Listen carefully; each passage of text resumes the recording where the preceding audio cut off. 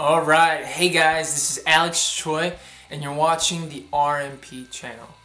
Today's video is part 2 of the Macronutrient Miniseries. The first video was on carbohydrates, so if you haven't seen that, go back and check it out. Today's topic is going to be fats. What are fats? I'm going to keep it pretty brief, just give you a few facts and takeaways that you can apply to your daily nutrition. So really briefly, don't mind me if I look down, I just have a few notes just to make sure I don't get lost because I tend to go on a bunch of tangents. But the scientific term for fats are triglycerides. Let's make sure this is focused. And like I said, I'm going to keep it pretty brief and simple. We won't go too deep into the science of fats and all those different things. Not too much biochemistry. We're not going to do any of that. But the main takeaway here, I would say, is that fats can be seen as bad fats and good fats. So in the carbohydrate video, I did the same thing. I talked about bad carbs and good carbs, just to give you a few takeaways on how to really apply that into your daily nutrition, things to avoid and things to take in. So I'm going to do the same with fats. Bad fats are saturated fats and trans fats. Trans fats are basically unsaturated fats, like morphed, genetically modified, I would say. Like hydrogen is added into unsaturated fats to make it more solid at room temperature, increasing its shelf life, which is good for manufacturers and different companies and brands, but not so good for our bodies. So that's what a trans fat is. So saturated fats and trans fats are bad fats. Now I repeat, they are bad fats. They're things that we want to avoid, basically.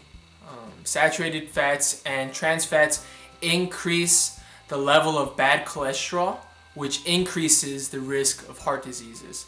Now unsaturated fats, on the other hand, do the opposite. They raise levels of good cholesterol, which lowers the risk of heart diseases. That's going to be like the big main takeaway. So for you to understand what fats are, and for you to understand what good fats are and bad fats are, what fats to avoid, will be the main takeaway from today. Unsaturated fats can, I gotta unlock my iPad. Unsaturated fats really depend on the level of its unsaturation. It can be further classified, is what I'm trying to say. If there is 1 point of unsaturation, then it is a monounsaturated fatty acid. Now if there is more than 1 point of unsaturation, it will be considered a polyunsaturated fatty acid. We won't go too far into those two different categories. We'll just be talking about unsaturated fats in general. Now that we have the main takeaway, let's talk a little bit about what fats exactly are. So fats, we did talk about how carbohydrates are the preferred source of energy, but fats are also a huge source of fuel for our bodies. Fats are the most concentrated source of fuel for our bodies. In low intensity exercises, in extended periods of low intensity exercises, fats will be depended on most for fuel and for energy. Once the intensity increases, then the body will turn to carbohydrates. So there's point 1, fats are a huge source of energy for your body. Point number 2 is that fats also provide essential fatty acids which our body cannot produce on its own. Essential fatty acids are super important and they support growth, development, and other cell functions like maintaining healthy skin. So those are a few things. They provide the body with essential fatty acids that the body cannot produce on its own. There's point 2. Point 3 is that fats transport and regulate other nutrients such as vitamins A, D, E, and K. And for vitamin D, for example, this is going to help the transportation of calcium into our body tissues, which is important. So it helps regulate and transport other micronutrients, which is huge. Fats also provide support for the proper functioning of our brains, which protects memory loss, reduces fatigue, and reduces other negative emotional health symptoms such as depression.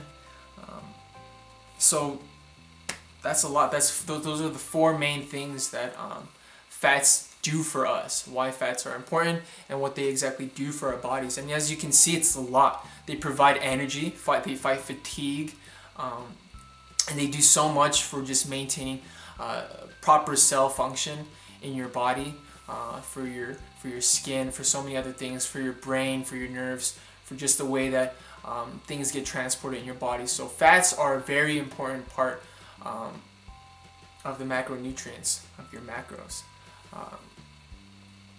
Now let's talk about how much we need. The recommended daily intake is 20 to 35%.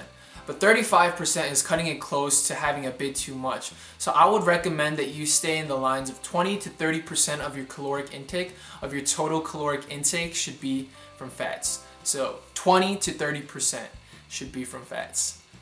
If you exceed, then it just becomes an excess, which is just something that we want to avoid in general with all of our macronutrients. Alright, now that we talked about the daily recommended intake, let's talk about where we can find these. I'm going to list the unsaturated fats and then the saturated and the trans fats. So things that you want to be taking in: unsaturated fats. Some sources are avocados, olives are high in unsaturated fats, nuts can be a substitute for things to snack on. So instead of chips and those types of things like cookies, you can try to snack on nuts like almonds, pistachios, walnuts, pecans. These are all very good sources of unsaturated fats. Almonds and other nuts are also very high in protein, so that's another plus for you. You can try to replace meat with some fatty fishes like salmon, mackerel, sardines, tuna. I know this doesn't sound too appealing, but trust me, there's so many different ways to make salmon, tuna, and all of these different fishes that will just shock you. It just takes a bit of creativity. You also got flaxseed, you got kale, spinach, peanut butter, just natural peanut butter, so just peanut butter with salt. These are all sources of good unsaturated fats. Now let's talk about saturated and trans fats. Now these are foods these are foods that make up most of the American diet, but these are things that we really need to pay attention to and try to avoid. So there's meat, there's butter, there's cheese, cream, eggs, whole milk, fried foods, fast food, baked goods, and pastries. Now, I understand it's going to be hard to avoid these, but in moderation, you know, it's a step-by-step. There's levels to everything, so you have to pace yourself in the beginning. But you know, meat and dairy products will be hard to cut out, but I highly suggest that you try your best to substitute at least a few days out of the week. Instead of having meat for dinner, try having some salmon. Instead of having potato chips, try having some macadamia nuts. So this is gonna be difficult, but it's all necessary for health. I think when we think about fitness, exercise, and nutrition, we just think about the goals that we want to obtain. We just want to lose weight, we want to gain muscle mass, we want to perform better. But at the end of the day, it's all about a positive health experience for our bodies. It's all about the well-being of our bodies. And we have to understand this. We can't just look towards our goals and think of that as the end-all be-all. We have to realize that first and foremost, we have to